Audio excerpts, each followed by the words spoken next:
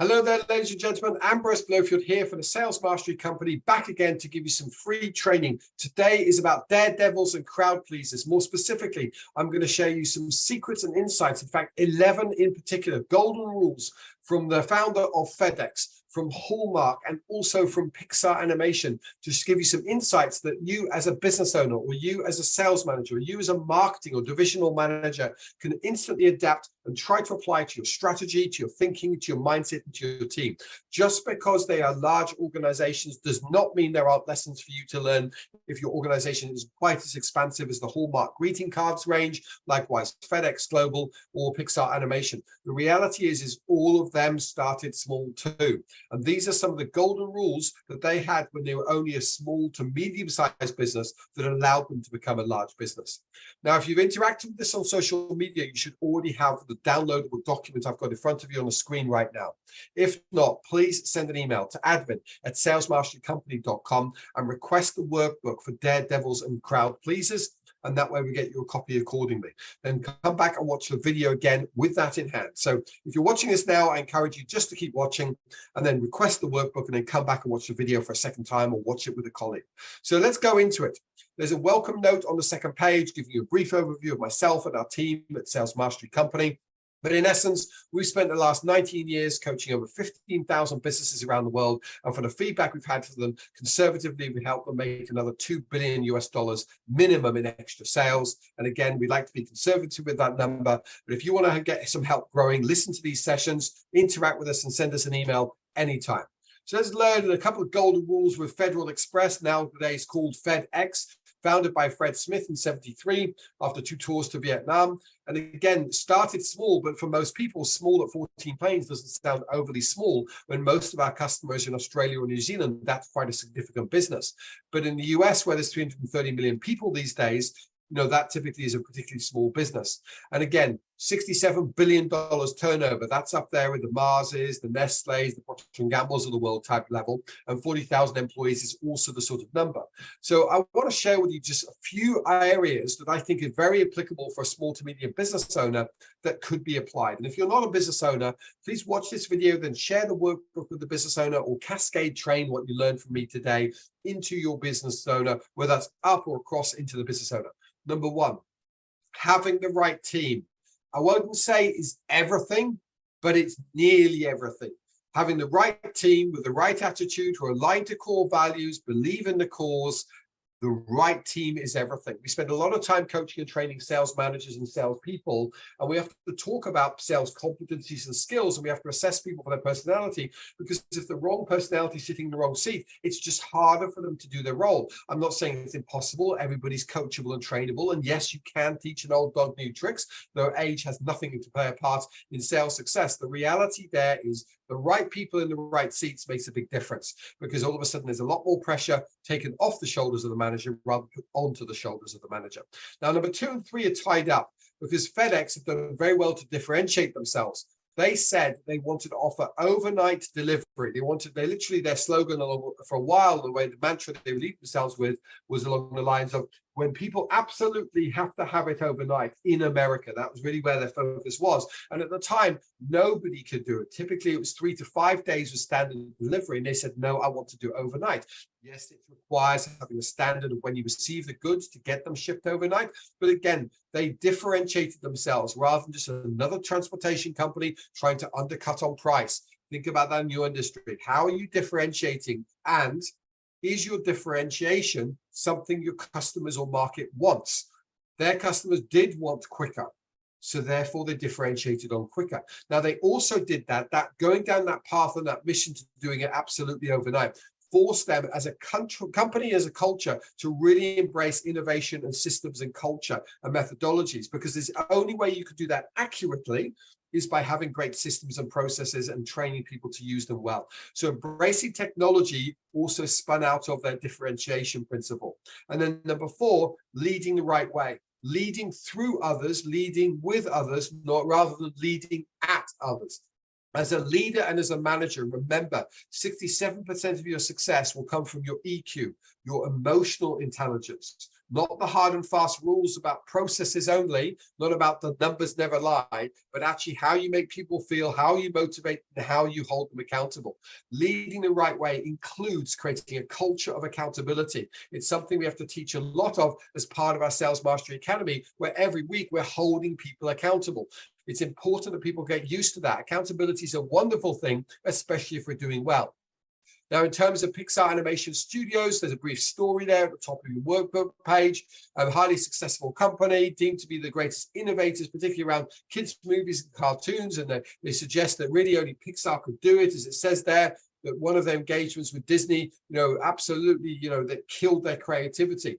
So when we go back to the FedEx side of things, one of the cultures you want to develop is the ability to innovate, the ability to think differently, and the ability to stay creative. So that was an experience they went through that was quite painful. So let's look at 4 lessons from them. Number 1, protect your employees. So don't go bringing on board a new customer who's large if it's going to hurt your employees and therefore demotivate them. The first thing you'll lose is your best employees. The second thing you'll lose is your worst employees. Again, always in that order. So protect your employees. That also includes have great relationships with your suppliers, because without suppliers, you don't have the goods and services. Therefore, you have nothing to sell, and you've got these good employees who, again, will leave you, starting with the best ones. Number 2, embrace mistakes. An innovation and technology-driven company like Pixar Animation has to be innovation-led long-term, which means you're going to have to do some cutting-edge things that don't work. You have to embrace those mistakes, cliche though it is, and say, treat it as a learning experience. Now, I was involved in an interview of a salesperson earlier on today, and one of the things I said to them that's different from going from school and university into a full-time sales role is, in school and university, you often judge very harshly on making mistakes, particularly in an exam situation, or even in a classroom situation when peers might mock you and it might be embarrassing. But in sales, in life, and in business, you will make mistakes. Now, if you repeat a mistake, that's negligent, and that's an out-and-out no-no, and we've got a problem to deal with. But to stick your neck out and make a mistake and to learn from it and to grow from it, pretty much there are no business mistakes that are absolutely fatal to the business or organization. So to repeat them is lazy, otherwise negligent. But to make mistakes is part of life, and Pixar have embraced that, just like people like the 3M Corporation have embraced that. Because sometimes those mistakes, such as the glue on Post-it notes, form an amazing product or innovation and learning moving forward. Number 3, the taking risks is really important. That ties back, again, just like we had with FedEx, the taking risks is something we want to do. If all you want to do in your business, in your career, or in your leadership is stay within your comfort zones, you will stagnate, your team will stagnate, and then ultimately your business will stagnate. The old saying, we talk about this a lot in our free quarterly masterclasses, if you keep doing what you've always done, there's the expression, you'll keep getting what you've always gotten. It's not true. The market moves on, customers move on, and your competitors are hungry. They move on. If you keep doing what you've always done as a leader or as a business owner, you won't get what you've always got. You're probably going to get worse. In fact, the longer you leave it, the more worse it's going to get, because the market keeps moving. We do not accept the same levels of customer service today that what we accepted 50 years ago. Now, you might argue and say it was so much better 50 years ago. No, your expectations were so much lower 50 years ago. It's our expectations as humans that have risen dramatically in 50 years, and therefore businesses have to work harder to keep up with that. And then number 4, having a brains trust. What Disney Pixar, as they're now merged into, are very, very good at doing, and Pixar Animation, it came from them, not from Disney so much, is they're able to sit down and let everybody speak. They have a brains trust on a lot of their major decisions, where young and old, across a whole spectrum of people, everybody has an input and an opinion. So again, a new staff member might be able to see the wood from the trees better than yourself, who's been there 20 or 30 years. So embrace that, have a brains trust, discuss and innovate. Now, don't spend your whole lives discussing and innovating. Have structure around it, whether it's once a month or once a quarter that you discuss things like that. But have a brains trust, a team of people who have different perspectives. The challenge that most leaders, and this applies to political leaders as well, is the people who are closest to you when you're the leader or you're the president or you're the prime minister, they tend to agree with you. Otherwise, you typically wouldn't put in that position, and they typically wouldn't have wanted to be in that sort of position. So as a result of that, you have a bunch of yes men and yes women around you doing what they're told. So when you say, what do you think? They'll say, well, what do you think, boss? You'll say it, and they'll say, I agree. To truly have a brains trust, you have people who don't agree with you sitting around there and you're big enough and humble enough to accept that. And that's where some great innovation can come from, as it does at Pixar. And then finally, Hallmark cards. I mean, look at this. This is a fantastic story of a #1 lesson from Joyce Clyde Hall about really learning as they went. Originally selling cards, greetings cards, out of shoe boxes, and in 1915 losing their entire stock. But because he was so good at interacting with supply and interacting with the suppliers, he got them back on board, and he managed to develop himself. So they ended up with 120 employees in 8 years, which is a phenomenal pace to grow at way back 100 years ago. And then, of course, at 91, leaving the company that produces 8 million greetings cards per day. Now you can sit there and judge it currently and say, well, we said virtual cards now, we said videos now, there's other ways of communicating. We're not critiquing the technology and we're not critiquing the product here. What we're saying is where were the lessons? For a lot of people might have taken it as a divine sign when they lost all their stock and had to take a loan to start again, as a sign for I shouldn't be in it. I suspect many of their friends and family said, mate, too much of a risk. You can't go into something that's flammable again. And yet he persisted around that. There's some lessons around resilience there. Number 2, Hallmark, although we might have expanded it into gift wrap and other things, we can argue that Hallmark really own aspects of a birthday or a celebration, not just a card, because obviously they don't just do birthday cards these days. But arguably Hallmark just said, we want to be known globally, particularly in the English-speaking world, for actual cards. So they chose to own their space. So ask yourself, what space are we trying to own in people's heads and hearts? For us, we want to help small to medium ethical family companies grow above all others. We will help corporate businesses, but we won't help unethical businesses. We're non-negotiable on that part. I'm not going to help you if you're a tobacco business. I'm not going to help you if you're a gambling business, or if you're right into horse racing as a business. With all respect, there's other people that can do it better and they can do it with more passion. It's not where my passion and values lie. And then finally, quality trumps price. What Hallmark did was to produce something which essentially is ink on thick paper. Arranged nicely, designed nicely, absolutely. But they literally were able to do it in a way that people were happy to pay a premium, because people would say something like this. Well, of course, you know what you're going to get with a Hallmark card. It'll always be quality. You know what you're going to get. So ask yourself, in your market, in your industry, do you want to be known for quality so you can sell at a premium and make good profit margins? Or are you going to allow your sales team to bring you down to the bottom just because one of your competitors undercuts the market? Did you realize that most of the research the last 20 years suggests that 75% of people are happy to spend more money for an identical product if the shopping experience with your customer service team or with your sales team was superior?